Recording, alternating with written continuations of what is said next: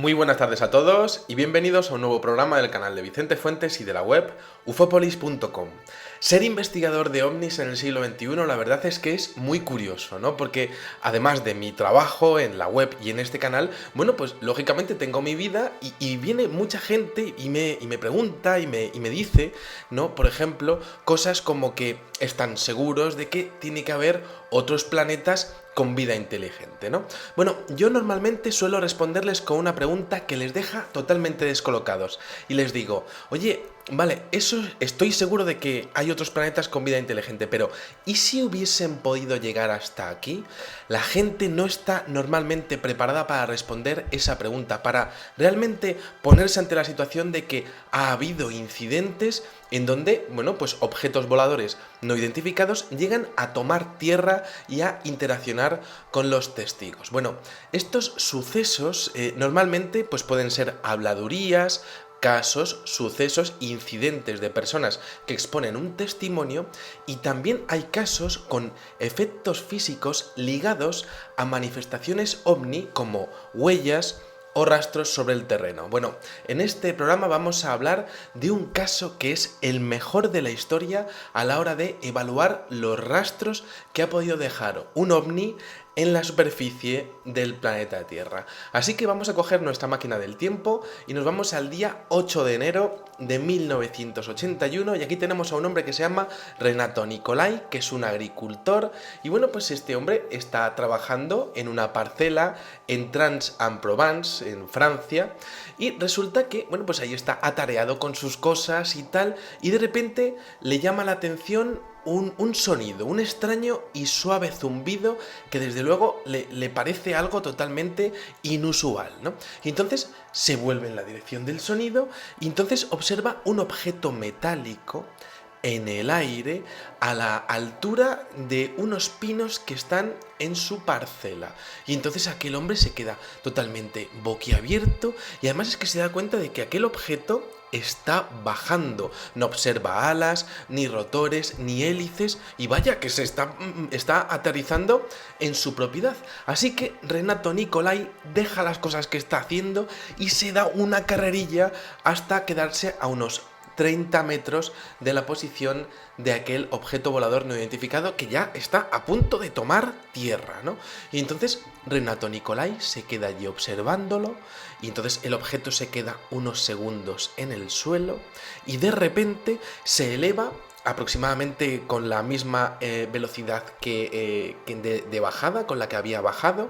Entonces luego se inclina y desaparece alejándose a grandísima velocidad. Bueno, el testigo no percibe en ningún momento ninguna llama o humo que, bueno, pues lo hemos visto, por ejemplo, en el caso Cas Landrum, aquel trágico caso que estuvimos evaluando en este mismo canal, y, bueno, pues empezó a darse cuenta de los detalles que había podido ver en su vivencia, ¿no? Se dio cuenta de que aquello, bueno, pues aquel objeto era como dos platos desiguales, uno cerrando al otro, y además habría como una cornisa plana que estaría pues dejando pues cierta superficie de un plato por encima del otro, bueno, un color plomizo, metalizado y un diámetro de 2,5 metros por unos 1,7 metros de alto, bastante pequeño podríamos decir, ¿no? Quizá pues no más que un coche, pero era totalmente esférico y la velocidad de subida había sido totalmente colosal. Entonces, bueno, al parecer, pues aquel hombre se quedó allí mirándolo y bueno, pues claro, luego con el paso del tiempo yo he podido observar ciertas similitudes de su caso, pues por ejemplo con un ovni aparecido en Calaima en 1990, con otro caso referido de la gendarmería francesa de los años 70 y sobre todo con el caso Westall de los 200 niños que estuvieron persiguiendo un ovni en Australia también en la década de los 70, ¿no? Entonces, bueno, aquel hombre se queda allí aquella mañana, bueno, come tranquilamente, ya un poco alterado estaba, ¿no?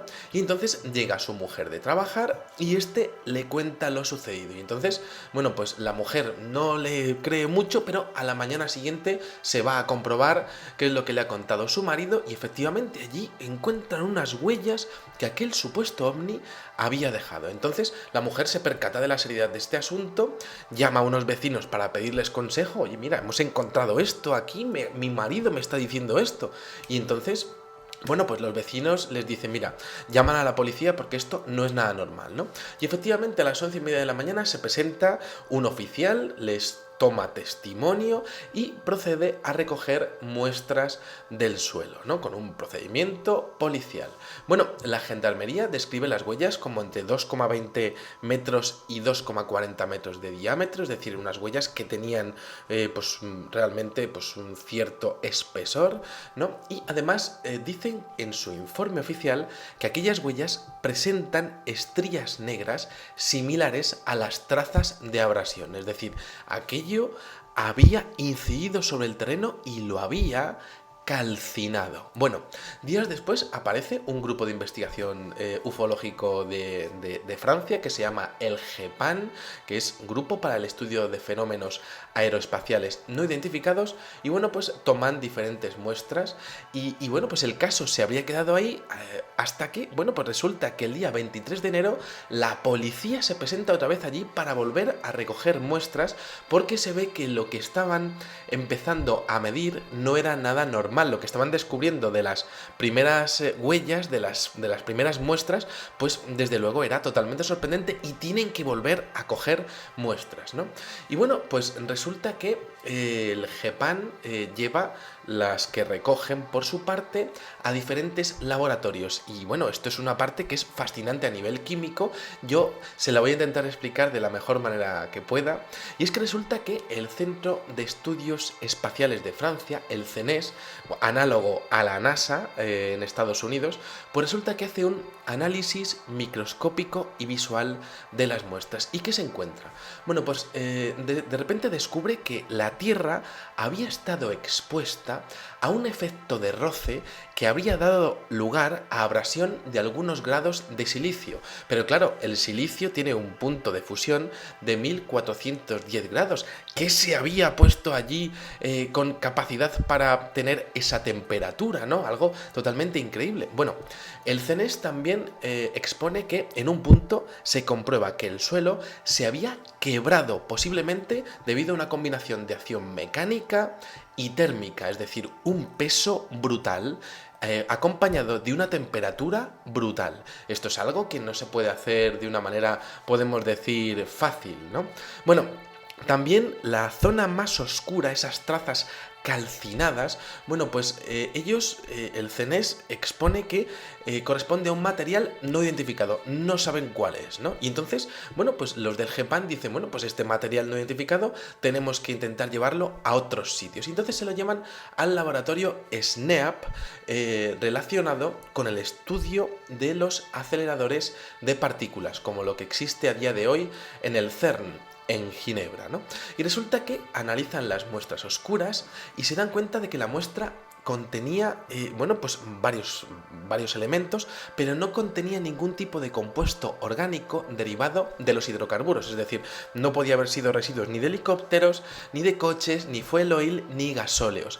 Aquello, fuera lo que fuera, tenía otra fuente de ignición, de combustible, de energía. Bueno, se determinó también la presencia de hierro u óxido de hierro, pero que no venía acompañado ni de acero de cromo, ni de níquel, ni de manganeso, es decir, que no venía de la propia Tierra, había sido un aporte de aquel objeto al terreno. Bueno, esto es algo realmente increíble, ¿no? Entonces, bueno, se termina esos estudios y entonces se lo llevan a la Universidad de Paul Sabatier en Toulouse. Y entonces allí realizan un estudio de difracción electrónica. Se encuentran monocristales de óxido de calcio con 8 partículas de agua por cada óxido de calcio, y esto no ocurre con pruebas, con muestras que han cogido de fuera de las huellas, ¿no? Como realmente determinando que había una diferencia distancia entre lo que eran las huellas y lo que era el entorno exterior. Bueno, esto ocurre de manera similar con los estudios del señor Leeuwenhoek al respecto de los círculos de las cosechas. Bueno, en la Universidad de Paul Sabatier intentan pues replicarlo, ¿no? Y resulta que hacen una cristalización calentando la muestra de fuera del círculo a 1000 grados durante 2 horas y no consiguen los resultados de la cristalización que habían encontrado en las huellas en donde se había posado aquel increíble objeto volador no identificado, ¿no? Bueno, entonces aquí siguen los estudios porque realmente es el caso mejor tratado científicamente, podemos decir, de la historia, ¿no? Entonces se lo llevan a la Universidad de Metz y le hacen un análisis LAMMA, es decir, espectrometría de masa por bombardeo de iones. Y allí encuentran unas sustancias rarísimas que, pues podía deberse a etanona, oxirol o etinol, sustancias que solo pueden ser obtenidas mediante procesos químicos sofisticados, es decir, se necesitarían pues realmente una maquinaria realmente muy sofisticada para la época para replicar en un círculo pues lo que había en esas huellas, ¿no? Bueno, también encuentran los iones 63 y 79, que son típicas del fosfato de hierro, y también encuentran calcio y trazas de zinc. Bueno, además de eso encuentran una matriz de polímeros similar a la encontrada en el caso de Évora. Si se acuerdan, en el caso que estuvimos estudiando también en este mismo canal, bueno, pues una sustancia gelatinosa que cayó en el pueblecito de Évora a mediados de los años 50, tras el avistamiento de un objeto volador no identificado con forma pues casi tentacular como de medusa, ¿no?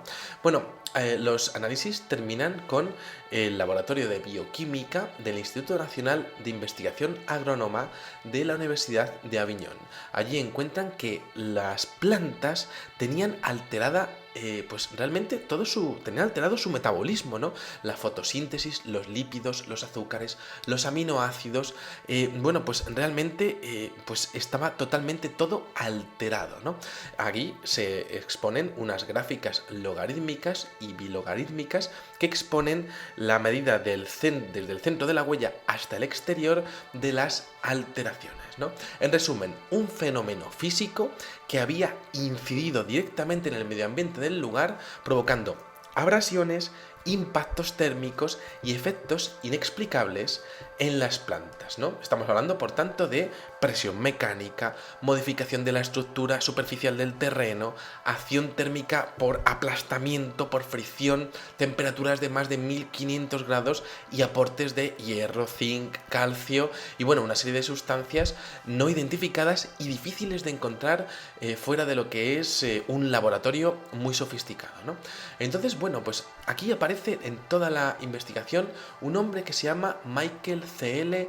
Bounias, del Laboratorio de Bioquímica del Instituto Nacional de Investigación Agrícola de París, ¿no? Y entonces dice que las plantas se tuvieron que haber secado de forma rapidísima, ¿no? Los pigmentos fotosintéticos, bueno, pues estaban mostrando pues lo que sería un decaimiento brutal, ¿no? Como si la planta no hubiese sabido reaccionar ante lo que estaba ocurriendo en su entorno, ¿no?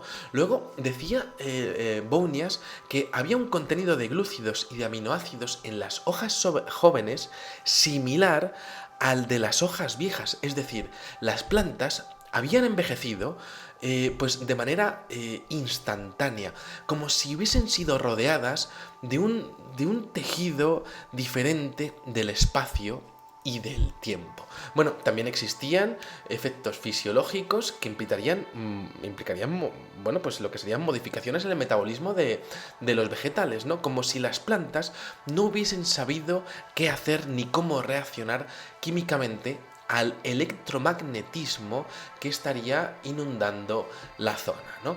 Bueno, aquí tenemos este tema y bueno, pues lo cierto es que tenemos diferentes alternativas y casos similares, como por ejemplo el de Socorro, Nuevo México, el famoso policía Loni Zamora, que se encuentra un objeto volador no identificado aterrizado, como con forma ovoide, ¿no? Y dos humanoides alrededor.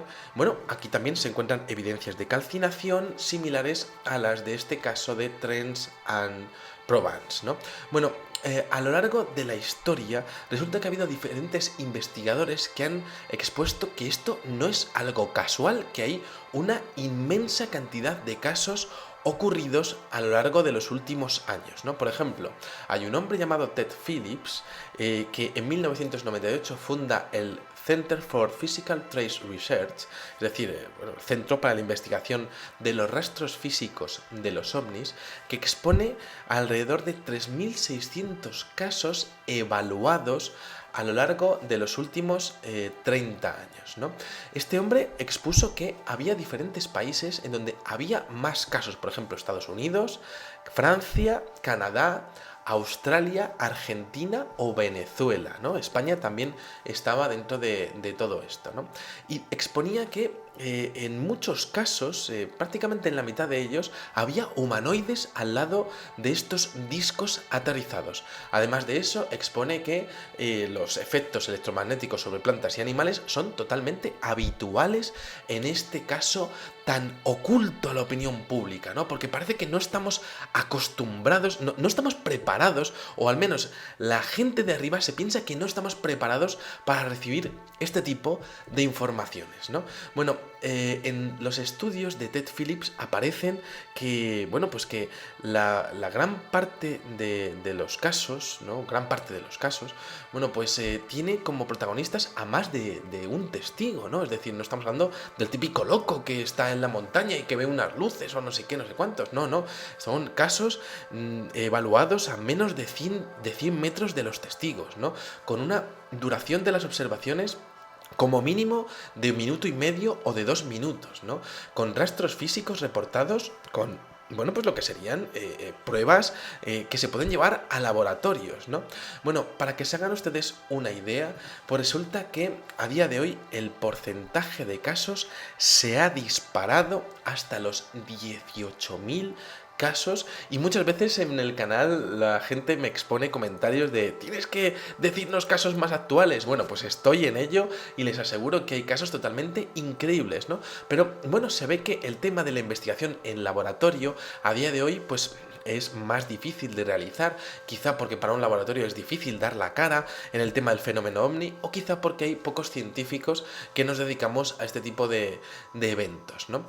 Bueno, lo cierto es que en este tipo de casos encontramos, bueno, pues plantas deshidratadas, huellas, avistamientos de humanoides y sobre todo la vivencia de algunas personas que como ustedes y como yo, bueno, pues son personas normales y que, bueno, pues se encuentran ante lo desconocido, ante lo imposible, ¿no? Ante lo que es que un disco con una tecnología imposible para los seres humanos, de repente toma tierra de manera totalmente, bueno, pues surrealista en tus terrenos, delante de ti. Es un fenómeno que parece incluso dirigido a que lo vea esa persona en ese momento de su vida. ¿Por qué esa persona y quizá no otra, ¿no? ¿Por qué ese momento de su vida y no otro, ¿no?